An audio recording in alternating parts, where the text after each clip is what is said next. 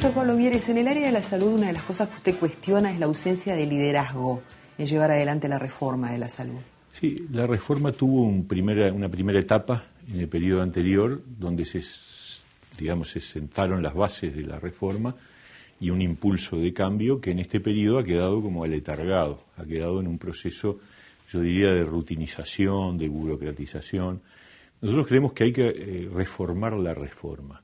Yo creo que hay algunas cosas, por ejemplo, nosotros estamos de acuerdo con que haya un sistema nacional integrado de salud. La idea de que toda la población esté cubierta en base a prestaciones de toda la ciudadanía nos parece que es correcta. La separación de ACE con respecto al Ministerio de Salud Pública, separando el ministerio que tiene que tener una función reguladora, de conducción política, etcétera, del prestador efectivo de los servicios de salud, también nos pareció correcto.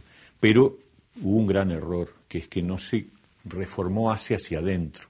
Lo que se hizo fue sacarlo del Ministerio de Salud Pública, convertirlo en un organismo separado, descentralizado.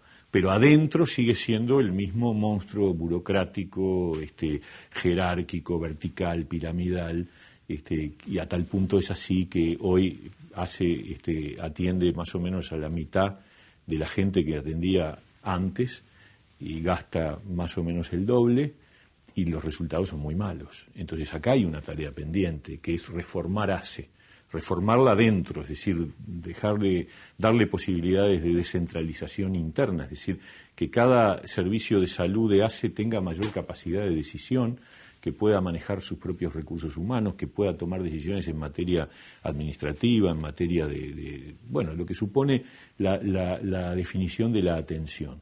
Eso por el lado del sector público. Por el lado del conjunto del sistema, yo creo que estamos teniendo un problema que además lo vivimos todos.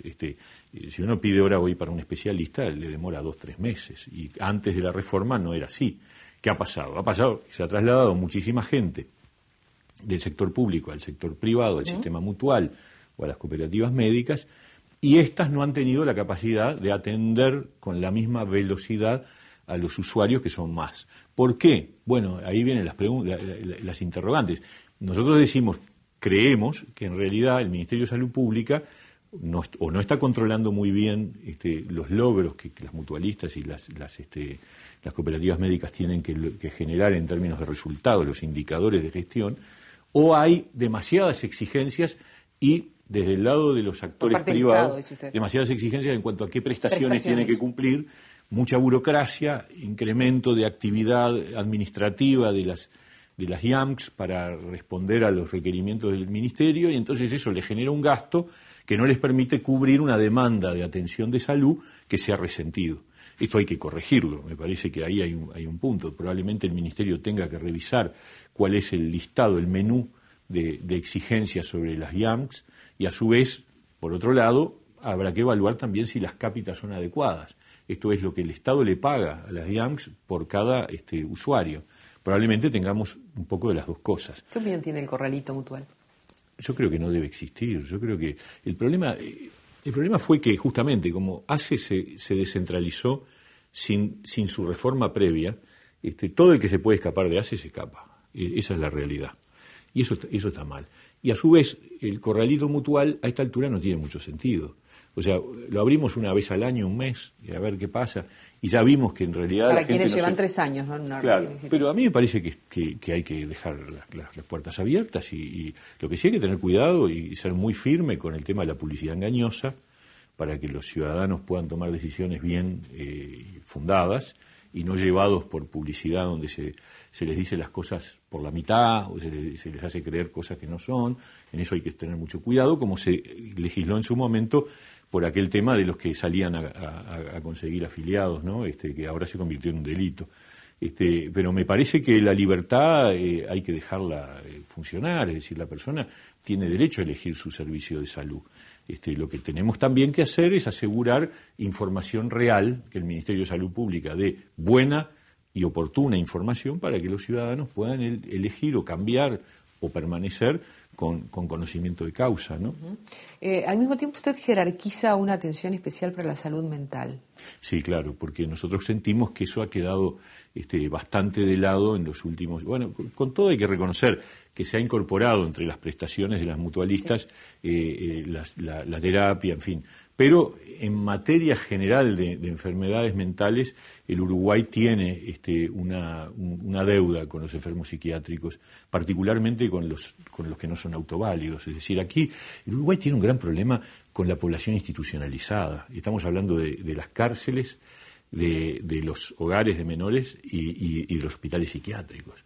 En los tres casos, el Uruguay ha ido decayendo en su capacidad de atención y esto lo tenemos que recuperar, porque son los más débiles de nuestra sociedad. Los enfermos psiquiátricos son junto con la tercera edad no válida y los niños, aquellos a los que tenemos que amparar. Y ahí viene de la mano lo que nosotros creemos que debe desarrollarse, que es un sistema nacional de cuidados con mucha participación de la sociedad civil.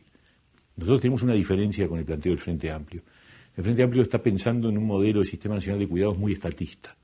Nosotros creemos que acá es clave aprovechar la experiencia de las organizaciones sociales y hacer un trabajo que sea conjunto, de manera tal de que esos riesgos, que son el de la primera infancia, el de la vejez y el de la incapacidad mental, sean sostenidos por el conjunto de la sociedad, pero en combinaciones de acuerdos entre público y privado, que yo creo que han funcionado bien, por ejemplo, en el Plan CAIF, que para mí es un referente del tipo de políticas sociales que hay que realizar, y bueno, y esto hay que, extenderlo a los enfermos mentales, ¿no? Para terminar, vuelvo al tema de ACE. ¿Dejaría el directorio de ACE con la conformación actual, con la representación de los trabajadores? Claramente no. Es más, nuestro diputado Daniel Radío, que está en la Comisión de Salud de la Cámara de Representantes, presentó un proyecto de ley, antes de todo este lío de Alfredo Silva, planteando que los representantes de los sectores sociales pasaran a estar en una especie de comité asesor o un consejo de asesoría, porque no tiene ningún sentido. Pero además, a ver, hay uno que es de los usuarios. Eso ya raya en lo ridículo. Hay un señor que está sentado allí hace 7 años en nombre de todos nosotros. Todos los usuarios de salud tenemos un supuesto representante, nadie sabe quién es. No representa a nadie. Lo nombró el Poder Ejecutivo y lo mantuvo el Poder Ejecutivo. ¿Y quiénes son los usuarios? Los usuarios somos todos. Y además, ¿por qué los usuarios? ¿Por qué los funcionarios de salud pública sí, los otros no, y aquellos sí, aquellos... O sea, en el sector de la salud hay no sé cuántos actores sociales. Hay 2 que están en el directorio de ACE y el resto no. Yo creo que, además, la mirada corporativa es una mirada equivocada también para la salud. Así que nosotros creemos que ACE tiene que estar conducida por un directorio que es designado por convenio del Senado, como corresponde, y que lleva adelante la política de salud que el Ministerio de Salud Pública fija. 400.000 usuarios menos en ACE, el doble de presupuesto. Si tiene más dinero y menos personas para atender, usted tendría que atender mejor. Esto es una cuestión de gestión, sin lugar a dudas. Yo estoy en contra, filosóficamente, legalmente, demográficamente, del aborto en nuestro país. Para que tenga la iniciativa en presentar un proyecto de derogarlo, muy difícil. Yo creo que la mujer tiene sus propios derechos, pero creo que el principal derecho es el del niño por nacer. Son uruguayos por nacer que tenemos que salvar de la muerte, porque hay vida.